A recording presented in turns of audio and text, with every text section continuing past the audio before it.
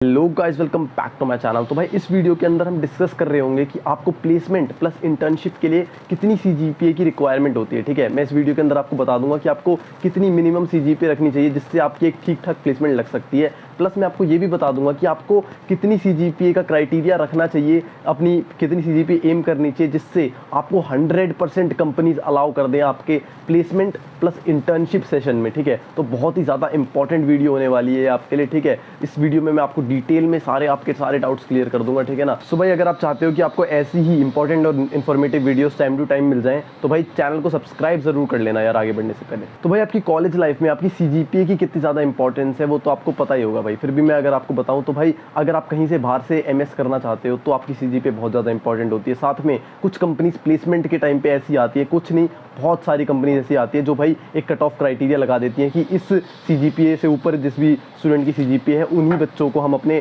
Test में बैठने के लिए अलाउ करेंगे। ठीक है ना। और काफ़ी सारी कंपनीज बाद में भी, जैसे आपने काफ़ी सारे बच्चों ने उनका जो कोडिंग टेस्ट है वो क्लियर कर लिया। ठीक है, और ऐसे बहुत सारे बच्चे होते हैं जो कोडिंग राउंड क्लियर कर लेते हैं भाई। ठीक है, क्योंकि मोस्टली कंपनी ज़्यादा अच्छे क्वेश्चन से नहीं पूछती या फिर जो टेस्ट होता है वो ऑनलाइन होता है, तो फिर बाकी तो भाई आप समझ ही चुके हो। ठीक है, तो ज़्यादातर बच्चे कोडिंग राउंड क्लियर कर लेते हैं। ठीक है ना, फिर उनके पास ना कंपनी के पास और कोई ऑप्शन नहीं होता क्योंकि वो इतने ज़्यादा बच्चों का इंटरव्यू नहीं ले सकते। ठीक है, तो वो उसके बाद भी एक अलग से सीजीपीए का कट ऑफ लगा देती है कि इनसे ऊपर जिनकी सीजीपीए है उन्हीं बच्चों का वो इंटरव्यू लेंगी। अगर आप भाई मेरा पर्सनल रिव्यू पूछो इस बात पे तो भाई मैं तो इस चीज़ के भाई सख्त खिलाफ हूँ, क्योंकि भाई ये जो कंपनी है सीजीपीए को मेरे अकॉर्डिंग ना कुछ ज़्यादा ही इंपॉर्टेंस देने लग जाती है। ठीक है ना। फॉर एग्जांपल कोई बच्चा है वो सर्किटल ब्रांच का है, फॉर एग्जांपल इलेक्ट्रिकल इंजीनियरिंग का है, वो एक सॉफ्टवेयर इंजीनियरिंग के इंटरव्यू में बैठा है, तो भाई तुम्हें उससे क्या मतलब कि वो इलेक्ट्रिकल इंजीनियरिंग के सब्जेक्ट्स में कितना अच्छा स्कोर कर रहा है। तुम्हें आपकी जॉब में तो काम नहीं आने वाला ना वो इलेक्ट्रिकल इंजीनियरिंग के जो भी उसके सब्जेक्ट्स हैं, तो आप उसकी सीजीपीए उससे क्यों पूछ रहे हो भाई। मेरे अकॉर्डिंग ये गलत बात है, बट सिस्टम है ऐसा तो इसमें कुछ कर नहीं सकते। उन्हें लगता है जो जिसकी सीजीपीए ज़्यादा है वही बच्चा ज़्यादातर मेहनती है। ठीक है, तो वो सीजीपीए के बेसिस पे जज कर लेते हैं, बट हर केस में ऐसा सही नहीं होता मेरे अकॉर्डिंग। काफ़ी सारे बच्चे अपना कोडिंग की तरफ ज़्यादा उनको इंटरेस्ट होता है तो वो अपने कोर सब्जेक्ट्स में ज़्यादा ध्यान नहीं देते हैं, बट शायद भाई इसका हम अभी कुछ कर नहीं सकते। तो भाई अगर मैं आपको इंटर्नशिप के लिए आपकी सीजीपीए रिक्वायरमेंट बताऊँ तो भाई जैसे कि मैं अभी थर्ड ईयर में हूँ, हमारा इंटर्नशिप सीजन चल रहा है एनएसयूटी के अंदर। तो भाई अगर मैं एनएसयूटी में बताऊँ ना तो जो हाईएस्ट कंपनी है जिसने हाईएस्ट सीजीपीए कट ऑफ रखी ना वो थी 8.5 सीजीपीए की। ठीक है, मतलब कुछ कंपनीज ऐसी आई, ज़्यादा कंपनीज की बात नहीं कर रहा मैं, कुछ कंपनीज ऐसी आई मतलब 2-3 कंपनीज जिन्होंने 8.5 सीजीपीए का कट ऑफ क्राइटेरिया रख दिया। ठीक है, बाकी अगर मैं ज़्यादातर कंपनीज की बात करूँ तो 7.5 और 7 के बीच में था उनका सीजीपीए का कट ऑफ क्राइटेरिया। ठीक है, बट अगर आपको पूरा सेफ रहना है ना तो फिर मेरे अकॉर्डिंग आपका 8.5 प्लस सीजीपीए होना चाहिए आपका इंटर्नशिप के लिए। ठीक है, इंटर्नशिप के लिए भाई ज़्यादा सीजीपीए की रिक्वायरमेंट होती है क्योंकि भाई इंटर्नशिप काफ़ी कम बच्चों की लग पाती है। एंड भाई जो कंपनीज आती हैं जो 7 का क्राइटेरिया लगाती हैं, 7.5 का क्राइटेरिया लगाती हैं, वो भी बाद में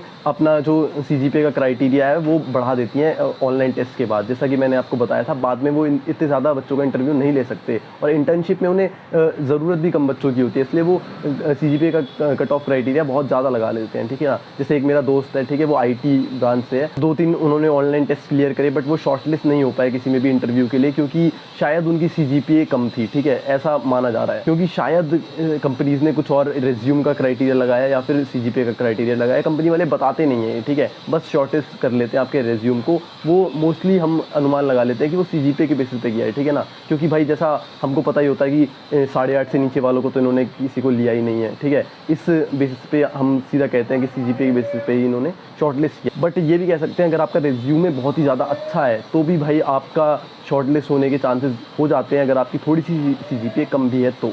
और भाई एक बात और ज़रूरी है बताने वाली, जो आपकी इंटर्नशिप के लिए कट ऑफ देखते हैं ना कंपनीज़, वो सिर्फ फर्स्ट और सेकंड ईयर की देखते हैं। ठीक है ना, क्योंकि थर्ड ईयर के स्टार्टिंग में कंपनीज़ जो है आना स्टार्ट कर देती हैं अगर आप अच्छे टियर 1 कॉलेजेस में हैं, लाइक एनएसयूटी में, डीटीयू में या फिर और किसी टियर 1 कॉलेज में, तो भाई आपकी थर्ड ईयर से स्टार्टिंग से कंपनीज आना स्टार्ट कर देती है। तो जो सीजीपीए देख सकती है ना वो आपके फर्स्ट और सेकंड ईयर की कलेक्टिव सीजीपीए ही देख सकते हैं। ठीक है ना, और अगर आपको प्लेसमेंट के लिए तैयारी करनी है तो प्लेसमेंट में आपकी 3 ईयर्स की सीजीपीए देखी जाती है, क्योंकि अगेन फोर्थ ईयर के स्टार्टिंग में कंपनीज आने लग जाती हैं, तो फर्स्ट सेकंड और थर्ड ईयर की कलेक्टिव सीजीपीए आपकी देखी जाए। तो भाई अगर आप इंटर्नशिप एम कर रहे हैं, अच्छी इंटर्नशिप एम कर रहे हैं, तो भाई जो सीजीपीए क्राइटेरिया जो मेरे हिसाब से आपका होना चाहिए वो होना चाहिए 8.5। अगर आप चाहते हैं कि सारी की सारी कंपनीज आपको इंटर्नशिप सेशन में अलाउ करें, ठीक है ना। अगर आपकी ब्रांच ठीक है, फॉर एग्जांपल जो अगर आपकी ब्रांच CSIT है, या फिर अगर आप चाहते हो कि CGPA की कट ऑफ मेरी हर कंपनी के लिए क्लियर हो जाए, तो भाई 8.5 आपको रखना पड़ेगा अपना क्राइटेरिया। एंड भाई मैं समझ सकता हूँ इतनी ज़्यादा CGPA स्कोर करना कोई भी आसान बात नहीं है, बट अगर आप चाहते हो कि आपको इंटर्नशिप के लिए सारी की सारी कंपनीज के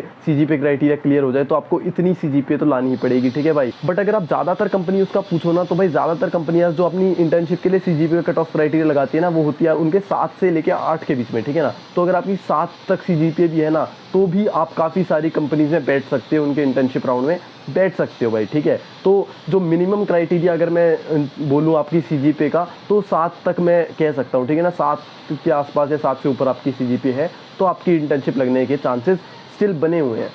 एंड भाई काफ़ी सारी ऐसी कंपनीज भी आती हैं जो कोई CGPA का क्राइटेरिया लगाती ही नहीं है। हाँ भाई, बहुत सारी कंपनीज आती हैं, ऐसा नहीं कि 1-2 कंपनीज आती हैं, काफ़ी कंपनीज आ जाती हैं जो किसी भी CGPA का कट ऑफ क्राइटेरिया नहीं लगाती हैं, और बहुत सारी कंपनी ब्रांच का भी क्राइटेरिया नहीं लगाती हैं, ठीक है भाई। एंड कुछ कंपनीज इंटर्नशिप में आपको ऐसी भी दिखेंगी जो आपकी 6 CGPA तक को अलाउ कर रही होंगी, ठीक है ना भाई। एंड भाई अगर मैं प्लेसमेंट्स की बात करूँ, तो जो ये कट ऑफ क्राइटेरिया हाई था ना कंपनीज का, वो प्लेसमेंट के टाइम तक थोड़ा लो हो जाता है, ठीक है। वो आपका जो 8.5 था, वो 8 या 7.5 तक हो जाता है, क्योंकि भाई प्लेसमेंट्स के लिए उन्हें थोड़ी सी कंपैरेटिवली ज़्यादा बच्चों की रिक्वायरमेंट होती है, ठीक है भाई। तो भाई अगर मैं प्लेसमेंट का आपको क्राइटेरिया बताऊं कि कितनी CGPA होनी चाहिए जिससे आपको 100% सारी कंपनीज का CGPA क्राइटेरिया क्लियर हो जाए, तो मेरे हिसाब से वो आपका क्राइटेरिया रहेगा 8+ CGPA का, ठीक है। कुछ 1-2 कंपनी ज़रूर ऐसी भी आती हैं कॉलेज के अंदर जो 8.5 CGPA मांग लेती हैं, ठीक है। बट प्लेसमेंट में बहुत ही नेग्लिजिबल ये अमाउंट की कंपनीज होती हैं, ठीक है। तो अगर आपकी 8 के आसपास CGPA है ना, 8+ CGPA है, तो आपको लगभग सारी ही कंपनीज का CGPA क्राइटेरिया क्लियर हो जाएगा भाई। और साथ में आपको अगर आपकी 8+ CGPA है ना, तो शॉर्टलिस्ट होने में भी काफ़ी ज़्यादा आसानी होगी भाई इंटरव्यू के लिए, ठीक है। तो काफ़ी सारी कंपनी 7+ का क्राइटेरिया लगाती हैं, बट वो शॉर्टलिस्ट 8+ वालों को ही करती हैं, ठीक है ना। तो 8+ अगर आपकी CGPA है, तो भाई प्लेसमेंट के लिए आपके लिए बहुत ज़्यादा अच्छा रहने वाला है। एंड भाई अगर मैं मिनिमम CGPA की बात करूँ, तो भाई अगर आपकी 7+ CGPA भी है ना, तो आपको भाई आपका ऑलमोस्ट अराउंड 80% कंपनीज का आपका CGPA cut off criteria clear हो जाएगा भाई, ठीक है। क्योंकि जो 7+ के ऊपर जो कंपनीज कट ऑफ लगाती है ना, वो काफ़ी कम कंपनीज हो रही होती हैं प्लेसमेंट के टाइम पे, ठीक है ना। तो अगर आपकी 7+ CGPA है, तो मेरे अकॉर्डिंग आपका 70 to 80% के आसपास आपकी जो कंपनीज का CGPA क्राइटेरिया आप क्लियर कर लोगे भाई, ठीक। और उनके जो ऑनलाइन असेसमेंट टेस्ट होते हैं, OA होते हैं, उनमें आप बैठ सकते हो भाई, यानी जो कोडिंग राउंड होते हैं उनमें आप बैठ सकते हो।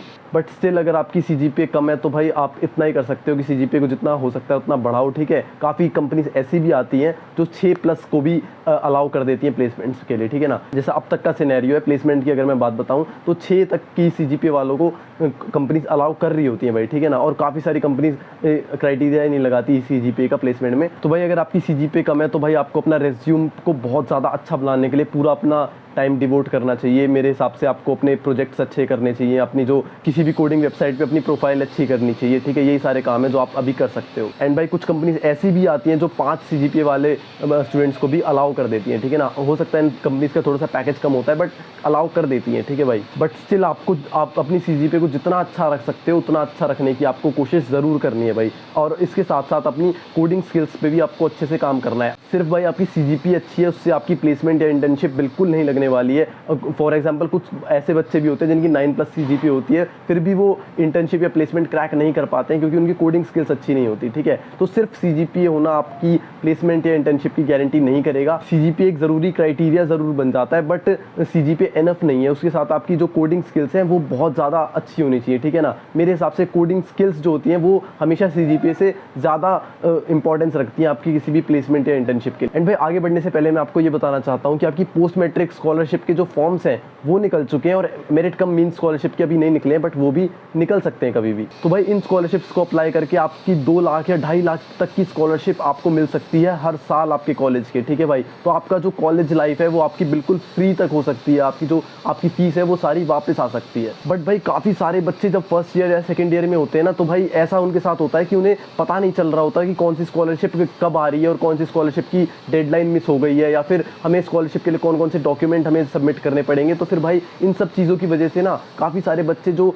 2 या 2.5 लाख तक की स्कॉलरशिप वो अवेल कर सकते हैं ना, वो अवेल नहीं कर पाते हैं भाई। या तो उनके डॉक्यूमेंट्स रिजेक्ट हो जाते हैं या फिर वो भर नहीं पाते हैं स्कॉलरशिप, उन्हें पता नहीं होता है। एंड भाई जो स्पेशली जो फर्स्ट ईयर के स्टूडेंट्स होते हैं उनके लिए तो ये बहुत ही ज़्यादा कॉमन है और ये कुछ अलग बात भी नहीं है। कोई भी बच्चा जो फर्स्ट ईयर में आता है उन्हें ज़्यादातर नॉलेज नहीं होती है भाई इन सब चीज़ों की। तो भाई अगर आप चाहते हैं कि आपके साथ ऐसा ना हो जाए, आप कोई स्कॉलरशिप को मिस ना कर दो, तो भाई आप हमारा स्कॉलरशिप सपोर्ट ले सकते हो। उसमें हम आपको टाइम टू टाइम इन्फॉर्म करते रहेंगे, जो भी स्कॉलरशिप निकलती रहेगी उनके बारे में हम आपको बताते रहेंगे। साथ में उनका फॉर्म कैसे भरना है, क्या क्या डॉक्यूमेंट्स रिक्वायर्ड होंगे, और हम आपके खुद से डॉक्यूमेंट्स चेक कर रहे होंगे कि सही है डॉक्यूमेंट्स या नहीं है, ताकि आप जब भी स्कॉलरशिप अप्लाई करो तो आपको कोई भी दिक्कत ना आए। आपका हैंड होल्डिंग करके पूरी तरह से आपको स्कॉलरशिप के फॉर्म्स आपके फिल करवाए जाएंगे भाई। एंड भाई इस सपोर्ट में आपको unlimited chat plus call doubt support दिया जाएगा। अगर आप कभी भी अपना फॉर्म भर रहे हो या फिर आपको कोई भी डाउट आता है स्कॉलरशिप से रिलेटेड, आप कभी भी कॉल करके पूछ सकते हो और अपने सारे डाउट्स को क्लियर कर सकते हो भाई। तो भाई जिस चीज़ से आपको 2 या 2.5 लाख रुपए तक की स्कॉलरशिप आप अवेल कर सकते हैं, उस चीज़ के लिए